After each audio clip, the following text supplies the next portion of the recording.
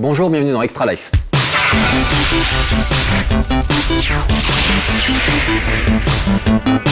Pour cet Extra Life, donc on rappelle un petit peu le principe, c'est une émission de débat et qui va nous permettre de revenir un petit peu sur l'actualité 2010, mais également en fait de revenir sur des jeux qu'on a pu critiquer il y a quelques temps.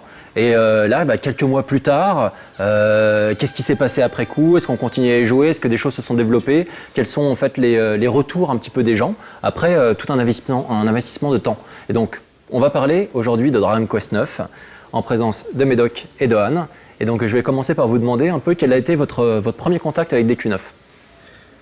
Alors moi, c'est mon premier contact avec DQ9, c'est quand tu m'as dit bon c'est toi qui fais la critique. C'était quand? C'était l'été dernier, Okay. il me semble, quelque chose comme ça. Et toi, Anne? Alors moi j'ai eu le jeu en juillet à la sortie et je partais au Japon la semaine suivante, donc j'ai fait vraiment le tout début du jeu, je crois dans l'avion. Et après quand j'étais au Japon, j'avoue j'y ai pas joué. Alors quand j'ai reçu le mail, oui tu me rends la critique à la fin de la semaine, j'ai 5 heures de jeu, ça va pas le faire. Mais voilà. Ok. D'où le fait que tu aies fait la critique. Ouais, j'ai bien compris que j'étais le plan B. Moi, donc je suis un gros fan des Dragon Quest, donc j'avais fait déjà le 4 et le 8, donc ceux sur lesquels j'ai passé plus de temps. Donc ce 9, j'en avais entendu un petit peu parler. Lorsqu'il est sorti au début de l'été, moi, j'avoue que cet été, j'ai carrément fait autre chose. Donc je l'ai pris. J'ai commencé l'aventure bien plus tard, en septembre, à partir du moment où je me suis rendu compte qu'il y avait pas mal d'amis autour de moi qui y jouaient. Et ça m'a donné envie d'y jouer et j'ai passé un tout petit peu de temps depuis. Et donc du coup, est-ce que tu peux nous parler un petit peu de la sortie du jeu au Japon? Oui, alors en fait le jeu est sorti donc pas cet été mais l'été 2009 au Japon et moi je me souviens j'étais arrivée au Japon, le jeu était sorti à peu près depuis 2 semaines. Et tous les magasins, c'est PLV Dragon Quest, Goody Dragon Quest partout, musique de Dragon Quest, on arrive dans n'importe quel magasin, il y a la fanfare, etc. On est dans le train, dans chaque wagon il y a peut-être 10 personnes avec une DS. Sur les 10 personnes avec la DS, il y en a 8 qui jouent à Dragon Quest 9. Et à l'époque je jouais à Dragon Quest 5 et regardais mon écran comme si j'étais complètement à côté de la plaque. Et c'était vraiment très drôle, puisque vraiment tout le monde, c'est-à-dire qu'il y avait les gamins qui jouaient à Dragon Quest 9 et il y avait les salaryman super classe en costard italien très cher qui jouaient à Dragon Quest 9 aussi dans l'avion et tout. Ça, c'est un truc qu'on a pu constater aussi sur Paris avec les Dragon Quest in Paris, où on en a fait quelques-uns, on avait même passé des images dans les news. Et là, on s'aperçoit qu'il y a autant des gamins que les gros fans de Dragon Quest habitués à jouer depuis le lancement de la série, mais également des mères de famille, des gens plus âgés. Des nouveaux joueurs, des nouveaux joueurs. Même pas des rôlistes à la base, des gens, des simples joueurs qui sont entrés dans DQ9. Mais voilà, après c'est vrai qu'au Japon, Dragon Quest, je veux dire, c'est tellement une institution qu'il y a des gens, ils y jouent depuis les années 80 quand ils étaient à l'école primaire, ils y jouent encore maintenant par tradition. Aujourd'hui par exemple, j'ai échangé des cartes Dragon Quest avec la manager de Nanchan qui doit avoir 40 ans, c'est génial. Et le manager aussi, lui il a je sais plus une trentaine d'années et il m'expliquait qu'il jouait depuis le 1 et pour lui c'était absolument normal de faire absolument tous les épisodes. On va revenir justement, alors pourquoi on continue encore à y jouer, pourquoi on s'échange des trucs, etc. Dragon Quest 9, c'est le premier des Dragon Quest à proposer la possibilité de jouer en multijoueur, mais également en fait la possibilité de s'échanger pas mal de choses. Alors déjà, on a une taverne, donc dans laquelle en fait il est possible d'accueillir des gens. Donc cette taverne grandit en fonction du nombre de personnes qu'on a accueillies. Et lorsque quelqu'un arrive dans notre taverne, donc après l'avoir invité, donc on peut les inviter, je crois, 3 par 3 les gens, donc ce qui nécessite un petit peu de temps pour avoir plein de gens. Et en fait, on peut récupérer des cartes au trésor. Des cartes au trésor qui sont générées aléatoirement par le jeu, et à peu près aléatoirement, puisqu'il y en a à peu près 8 millions de cartes différentes. Donc ça fait beaucoup. Et donc du coup c'est assez rigolo puisqu'il y a des tas d'outils qui sont sortis sur internet. Là on voit ça évidemment bien après la sortie du jeu.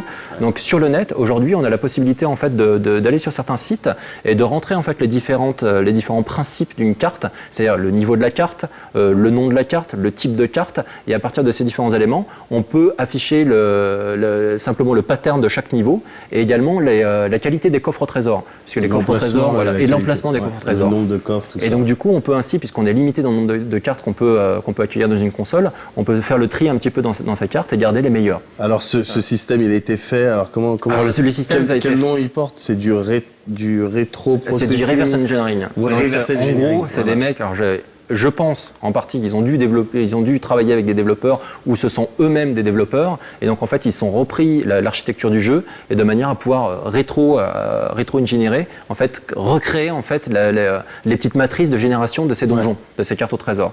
Donc c'est un boulot de malade et donc c'est assez fascinant de voir la durée de vie genre que ce jeu peut avoir, parce que donc on a la possibilité de récupérer des cartes, mais on a aussi la possibilité de jouer jusqu'à 4 ensemble. Et donc le fait de jouer à plusieurs permet, via les items qu'on finit par débloquer après des heures et des heures de jeu, d'accéder plus facilement aux objets rares que les boss relâchent ou que les monstres relâchent à certains moments. Alors donc, voilà, est-ce qu'on attribue justement le fait que, par exemple, que toi tu joues encore avec Q9 simplement à l'aspect multi du jeu? C'est uniquement ça qui fait ça que... participe. Ça participe parce que clairement, alors déjà, c'est ce qui est important, on en parlait dans un précédent débat avec ce qui définissait un RPG.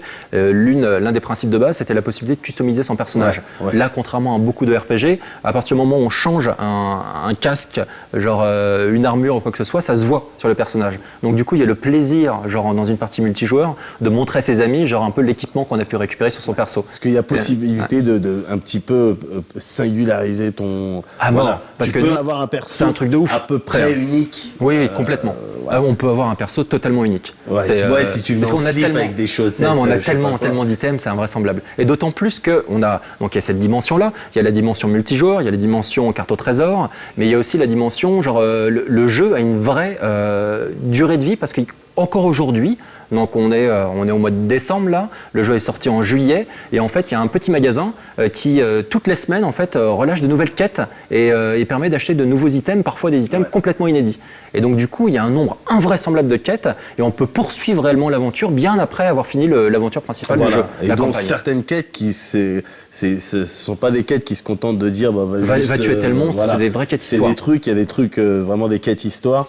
Et effectivement, ça c'est intéressant, il me semble que tu en as jusqu'en février 2011. C'est ça, et là c'est du pur bonheur. Et puis évidemment, il y a les thématiques qui sont liées un petit peu à l'époque de l'année. Donc là, en ce moment, c'est la période de Noël, donc on a la possibilité d'habiller son personnage entièrement en Père Noël. Pour Halloween, on avait la possibilité de déguiser son personnage en squelette ou d'acheter la tête de citrouille. Donc là, pour le coup, en termes de customisation, c'est un truc qui est invraisemblable. Et donc c'est le travail réalisé sur le jeu, moi, me stupéfait, genre complètement. Alors, mais il y a aussi la partie solo du jeu, hein, enfin, ou en tout cas la partie, parce que tout peut être joué en multi, évidemment, oui. Même le scénar, la partie scénar. Ouais. Mais justement, cette partie scénar, elle présente quand même un certain intérêt, et un intérêt que tout le monde n'a pas su voir. N'est-ce pas ? Oui, alors j'ai le droit de citer l'article. J'ai le droit de citer, voilà. Ouais, bien sûr. Donc je crois que c'était sur le site du Nouvel Obs. Il y a un journaliste qui visiblement a adoré le jeu, qui a fait un article qui fait à peu près, on va dire quoi, 15 lignes et 500 signes, où il dit que le scénario est niais, la musique c'est les bisounours, que les graphismes sont moches, que tout est nul. C'est super classique, ça n'a aucun intérêt. Voilà, que le jeu n'a aucun intérêt. Et je crois qu'ils ont mis 2 sur 10. Et évidemment, toute la presse jeux vidéo se l'est forwardé et on a fait c'était la grosse blague d'il y a quelques semaines. D'abord, on a rigolé sur sa tête, et puis ensuite, il y en a certains... Les commentaires étaient très drôles en dessous. Et voilà, alors... Dragon Quest, je veux dire, on peut pas faire plus classique comme RPG, c'est le parangon du RPG japonais, mais ça fonctionne. Il y a un truc, on sait pas quoi, bon, il y a les designs de Toriyama, il y a la musique de Sugiyama, etc. Il y a Hori au scénario, mais il y a un truc qui fait que ça fonctionne. Et on peut dire, voilà, peut-être Final Fantasy, ça va s'essouffler, même s'ils essayent de changer complètement, ils vont passer d'un monde fantasy à un monde beaucoup plus futuriste, etc. Alors que Dragon Quest, c'est une continuité hallucinante. Ça reste dans depuis les épées, les monstres, la magie. Voilà, il y a juste un train dans celui-là. Enfin, voilà, c'est peut-être la seule. Il y a aussi autre chose, en termes de mécanique, gameplay, ils ont mis en des choses.